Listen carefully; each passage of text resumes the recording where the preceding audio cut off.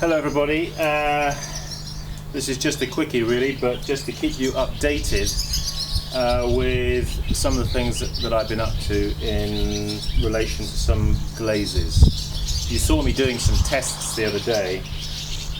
Well, I've got in front of me here a few of those tests. Now I don't know if you're going to see this clearly. This is a little tea bowl I did.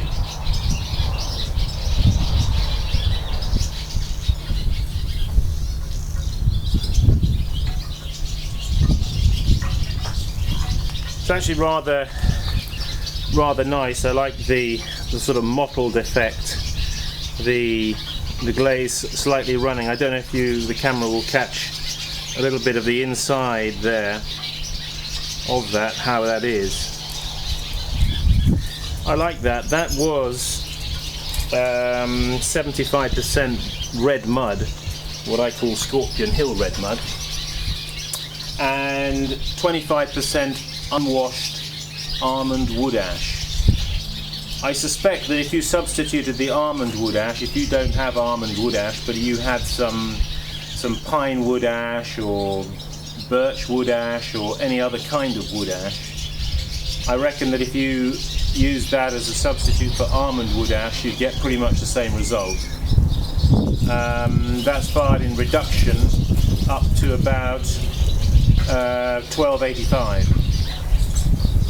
You can see the clay is a nice toasty colour in the reduction. So I would say that that's quite successful. I actually quite like that, and I'm certainly going to be repeating it. It's quite, as typically are some of these ash glazes, quite thin. You can feel the clay coming through, and if you happen to have a sort of scratched decoration underneath, it comes out very, very nicely. Okay, so that's that. These two here are the same glaze on the inside.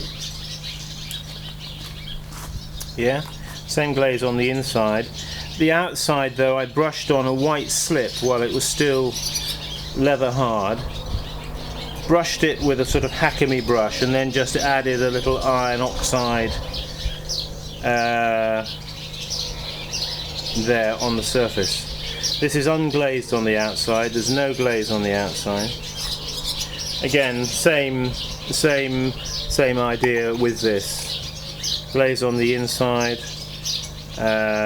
the white slip, the Hakami, and a little bit of iron oxide just to give a bit more of a decoration. That's that. Those are those three, so I'm quite pleased with those. This fella here, a greeny glaze, this is basically pretty much the same as that, except with the addition of feldspar. It's got a funny ratio. It's got sort of 50. I started off with, I think it was 50 grams and 50 grams and 25. That's 50 grams of the red mud, 50 grams of feldspar, and 25 grams of almond wood ash, and that's what that gives me. You'll notice it's got a little bit more shine to it, a little bit more body, the glaze, a little bit more shiny, covering the clay body underneath more, so I'm not feeling the texture of the clay through the glaze so much. Okay, that's that. Over here I've got some interesting examples. Not so far from here, about 10 minutes drive, there's a place where I found there's some mud. It's not red mud, I'd describe it as yellow mud. Not so much iron in it at all. And I've done some tests on it, and I fired it up to 1285. These are the results. You can see how the pots have buckled in the heat. But they haven't completely deformed, have they? They haven't melted away into a complete, like some of the pots you've seen me put in the kiln. They come out all melted away, it's all dripping off the shelf. Well, it hasn't done that. In fact, it has a relative amount of refractoriness there. In fact, I've got another one here. Now this is exactly the same clay, but down the bottom of the kiln and more oxidized. Okay, same firing, but at the bottom of the kiln. These were on the top. Okay, so we've got a bit of a difference between the top of the kiln and the bottom of the kiln in temperature-wise, which is pretty normal. But I guess there's 20 degrees difference, possibly. And you see the result. That one is completely, hasn't lost its shape at all. It's not very interesting because it's oxidized. Also, I'm not quite sure what's gone on here with the glaze, what I did, because it's a rather matte looking glaze. Alright, so I just thought I'd fill you in with those few items. In actual fact, we're off to England tomorrow. We're driving, and we're leaving here, leaving Spain, leaving the heat. It's very nice and warm here at the moment. As you see, I'm dressed in summer attire. I don't suspect it'll be so warm in England. Anyway, stay with us. I'll send out some video clips from UK, from Devon, from the Lower Down pottery. That's my father's old pottery. And maybe we'll catch my other brother Jeremy on the wheel. Maybe I'll be doing something. I don't know. We'll see.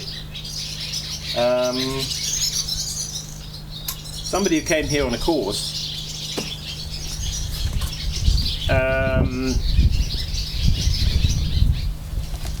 sent me a whole load of mud from his backyard. In fact, it's come all the way over from the US, from North Carolina way. David, thank you very much. I can't test it out at the moment because I'm going to the UK, but as soon as I get back from UK in August, we'll run some tests on this mud that you've supplied me with. Okay, thanks a lot for that. That actually came today, so it came just in time. Well, I guess there's not much more to say other than let's all keep practicing, and I like doing these kind of tests, and to be able to use the materials that we find in our backyard. Right now, when I go to England, probably one of the things I'm going to do is I'm going to take some of the garden soil at Lower Down in Devon, and I'm going to find some wood ash of some description, and I'm going to run some tests using that soil. I don't know whether I'll get them completed during the time that I'm there, this time in July, but I shall certainly, if I don't complete the tests, I'll bring the soil back here and we'll test it out here in Spain and keep you posted on that. So anyway, in the meantime, why don't you go out and get some of your local soil. If it's red, doesn't matter. If it's a red soil, it'll probably melt at a lower temperature. First thing to do is test it out on its own in the kiln. Do a test just on its own. And I reckon if you, depending on the result, if you add 20-25% wood ash, you'll get something similar to that anyway. Okay, this is Simon Leach saying, keep practicing, and we'll see you in the next clips from England. Bye now.